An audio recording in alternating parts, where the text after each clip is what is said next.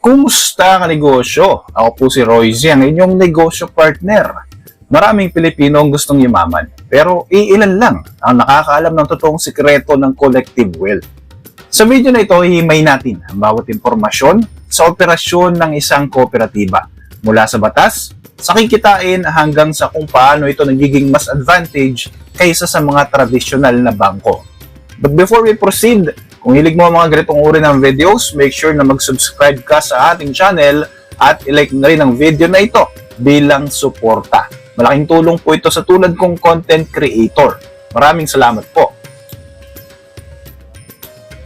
Okay, simulan natin ang Cooperative 101. Ano nga ba ang kooperatiba? Ito ay isang autonomous na samahan ng mga taong voluntaryong nagbuklod upang matugunan ang kanilang pang-ekonomiya, panlipunan at pangkulturang pangangailangan. Ang kaibahan nito sa mga korporasyon ay simple lamang. Sa korporasyon, ang layunin ay tubo or profit para sa may-ari. Sa kooperatiba, ang layunin ay serbisyo para sa mga kasapi na sila rin ang nagmamay-ari. Hindi pwedeng magtayo o sumali sa kooperatiba na walang basbas ng batas. Ang Philippine Cooperative Code of 2008 ang nagbibigay ng proteksyon sa iyo bilang isang member. Una na dyan ang CDA o ang Cooperative Development Authority. Ito ang ahensya ng gobyerno na nagpapatupad ng mga regulasyon. Kung ang bangko ay nasa ilalim ng BSP o Bangko Sentral ng Pilipinas, ang cooperative naman ay regulated ng CDA. Number 2 ay ang tax exemptions. Ayon sa Article 60 at 61 ng RA 9520, ang mga kooperatiba na ang transaksyon ay sa loob lamang ng kanilang mga members ay hindi kailangan magbayad ng income tax sa kanilang net surplus, value-added tax or ng VAT sa mga sales and transactions. Hindi rin sila kailangan magbayad ng donor's tax, excise tax at documentary stamp tax. Dahil sa mga ito, ang perang dapat sana ay napupunta sa buwis ay naibabalik sa mga miyembro bilang dividendo. Bakit nga ba mas panalo ang kooperatiba kaysa sa mga bangko? Number 1 ay share capital versus savings and deposit. Sa bangko, ang pera mo ay utang sa iyo ng bangko. Binabayaran kanila rito ng napakalit na interest, usually 0.1% lamang. Dahil ginagamit nila ang pera mo para ipautang sa iba, kumikita sila sa mataas na interest rate, usually from 12 to 24%. Samantala, sa kooperatiba, ikaw ang naglalagay ng share capital. Ikaw ay tinatawag na investor. Kapag kumita ang kooperatiba, kasama ka sa hatian ng kikitain. Ang average na dividend rate sa matatag na kooperatiba sa Pilipinas ay naglalaro mula 4 hanggang 10% kada taon. Dividend versus interest. Sa bangko, ang interest ay naka-fixed. Kahit kumita ang bangko ng bilyon-bilyon, ang interest mo ay mananatiling napakaliit. Mayroon pang 20% withholding tax sa interest mo. Sa kooperatiba, ang dividend ay nakadepende sa kinikita ng co-op. Kung masipag ang mga miyembro at maayos ang management, mas malaki ang potensyal na babalik sa iyo. At ang pinakamaganda, walang withholding tax sa dividends ng kooperatiba. Patronage refund. Ito ang pinakang secret sauce. Ito yung wala sa bangko. Ito yung ibinabalik na bahagi ng net surplus ng kooperatiba sa mga members base sa kanilang pagtangkilik sa mga serbisyo nito. Halimbawa, kung nangutang ka ng 100,000 at nagbayad ka ng interest na nagkakahalaga ng 10,000 pesos, sa dulo ng taon, maaaring ibalik sa iyo ng co-op ang 1,000 hanggang 2,000 bilang patronage refund.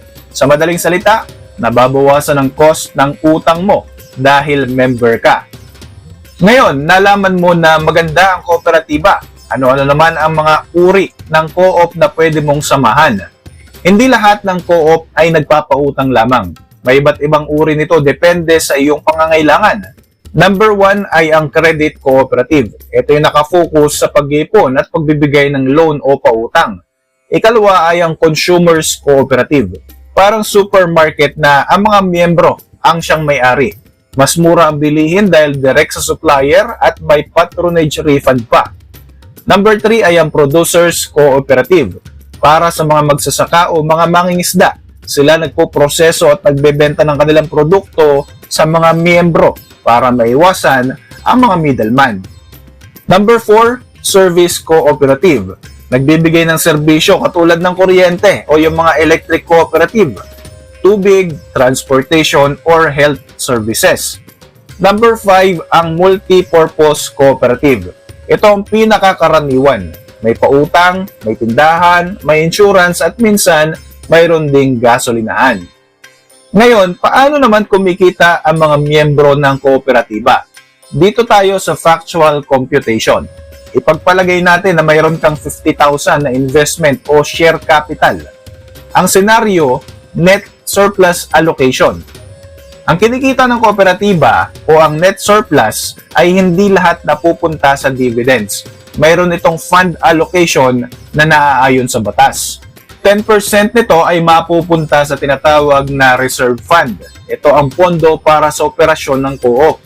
10% sa education and training fund para sa mga seminar ng mga members. 3% sa community development fund. Ito naman ay para sa proyekto sa barangay o sa bayan. 7% ay ang optional fund para sa mga lupa or pagbili ng building.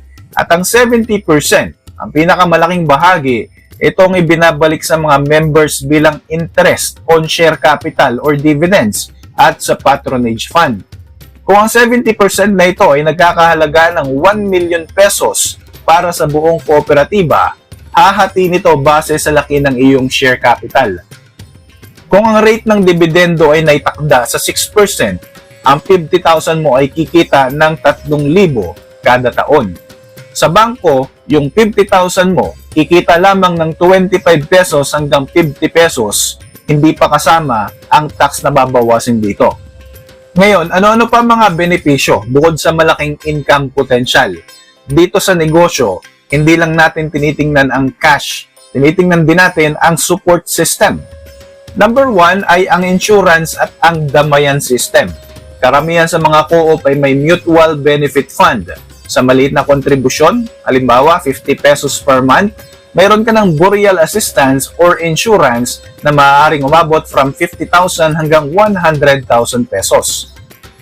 Number 2, ang financial literacy.